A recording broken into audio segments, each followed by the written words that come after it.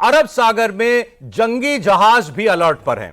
Anti ship, anti aircraft firing की practice के लिए भारतीय नेवी के युद्धपोतों को अलर्ट पर रखा गया है। गुजरात की समुद्री सीमा पर कोस्ट गार्ड भी पूरी तरीके से सजग है। और जब हम आपसे बात कर रहे हैं तो एक फायरिंग एक्सरसाइज चल रही है इंडियन नेवी की अरेबियन सी में। दूसरी ओर पाकिस्तान की नौसेना भी उतरी हुई है अपने पानी में। दोनों नौसेनाओं के बीच में केवल 85 नॉटिकल मील का अंतर है। जनरल साहब, बिल्कुल बिल्कुल, बहुत नजदीक ही है, बहुत ही नजदीक है। और ये एक ही दिन का अंतर भी है, एक्सरसाइज में एक ही दिन का अंतर है दोनों का। लेकिन जरूर जो पाकिस्तान की जो नेवी है वो घबराई हुई है, डरी हुई है। और जिस प्रकार से कोस्ट गार्ड और बाकी पूरे नेवल एक्सरसाइजेस चल रहे हैं उसको देखते हुए कोई शक नहीं।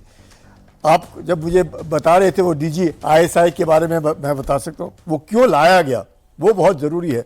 क्योंकि ये जो डीजी आईएसआई है इसने तख्ता पलट किया बांग्लादेश में मुनीर के कहने के ऊपर। इसलिए उसको वहाँ पे लाया गया जिससे कि कम से कम नेशनल सिक्योरिटी एडवाइज़र बनेगा पाकिस्तान का, तो उसको खबर देती रहेगी क्या हो रहा है। और सबसे बड़ी बात, जब हम लोग बात करते हैं, मुझे अच्छा लगा जब आपने आना कहा, 4 आना। मैंने बहुत सालों से, बचपन से नहीं सुना था। जब वो मैं उधर रहता था तो वो कहते थे एक आने का चनाचूर गरम। मैं क्लिफ्टन में रहता था तो एक आने का चनाचूर गरम खाता था।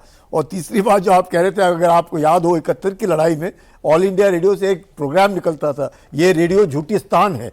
वो उस वक्त रेडियो झूठिस्तान करके होता था और इसी माफिक झूठ बोलते रहते थे। 71 की लड़ाई में भी और उसके बाद भी उसमें कोई फर्क नहीं पड़ा। अच्छा, भारत से जंग की आशंका के बीच पाकिस्तान की फौज में दहशत है। पाकिस्तान के कई सैनिकों के इस्तीफे की खबरें, इसलिए अपने जवानों का मनोबल बढ़ाने के लिए पाकिस्तान की सेना ने अब वॉर एक्सरसाइज शुरू की है। यह युद्ध अभ्यास सियालकोट, नारोवाल, जफरवाल समेत कई जगहों पर चल रहा है और इसमें पाकिस्तान की सेना लाइव फायर ड्रिल कर रही है। सर, इनके गोले ऐसे ही खत्म हो जाएंगे? वही असली बात, तो इनके गोले अब पूरे खत्म होने के कगार पर पहुंच गए। कुछ तो इन्होंने यूक्रेन भेज दिए, पैसे की कमी थी, यूक्रेन को बेच दिए। हाँ, बीच चले गए थे सारे रिजर्व। इनके पास कोई रिजर्व नहीं है। इसीलिए तो हम कहते हैं, इसीलिए हम कहते हैं ना कि हॉलोड आउट मिलिट्री है।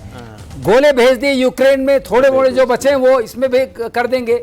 ये गुहार जो आप लग रही है सौरभ, समझिए, जो गुहार लग रही है पूरी वर्ल्ड कम्युनिटी को, अमेरिका को, यूके को, फ्रांस को, सबको दौड़ा दौड़ा के बोल रहे हैं कि भाई इनको बोलो कि हम पे हमला न करें। इससे क्या फायदा होता है? अगर ये नहीं करना था तो आतंकवादी हमला क्यों किया? वो बड़ी बात है, वहां से क्यों किया? अब इनको ये विश्वास नहीं था कि पानी बंद हो जाएगा। मोदी के लीडरशिप में एक चीज तो हुई है जिसकी सराहना करनी पड़ेगी। ये जो IW ट्रीटी को सस्पेंड किया, ये इससे बड़ी चोट हो नहीं सकती, क्योंकि पानी गया और FATF और समझ गया ये आतंकवाद है। अगर उन्होंने ग्रे लिस्ट में डाल दिया तो लोन जो मिलता है वो खत्म हो जाएगा।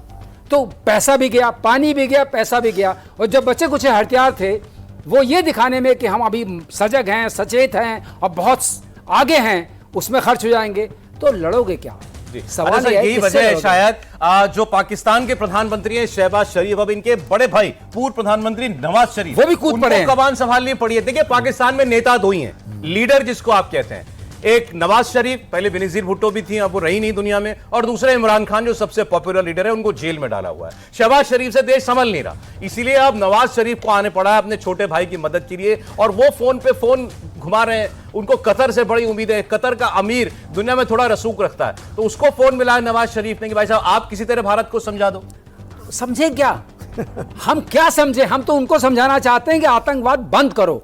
अगर किसी को समझाने की जरूरत है तो पाकिस्तान को समझाने की जरूरत है, उनके मिलिट्री डिस्पेंसेशन को समझाने की जरूरत है। अगर वो ये लिख के दें, वो ये करके दें, झुक के दें कि अब हम नहीं करेंगे, डिसमेंटल करें,